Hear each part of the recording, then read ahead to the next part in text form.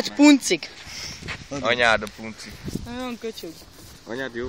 Te rossz paraszt vagy. Tényleg, amúgy neked fullos lehet még anyukád, nem?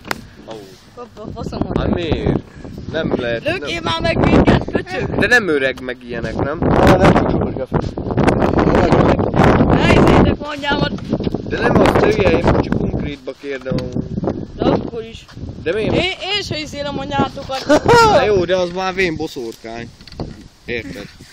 Mert te hány éves vagy? Akkor legyetek benne mind a ketten. A Csapika is legyen benne, mert te is. De jó van, állj már meg, mert megint betelt a memória. Milyen betelt a memória, de? Mondod egy Azt ez nagyon szar! Azt a geci, ezt a kurva szar, te hülye! Csabi, foglak, lefél! Kapod a golyómat. Leszopsz közben! Csak kerüljetek a gecim közé.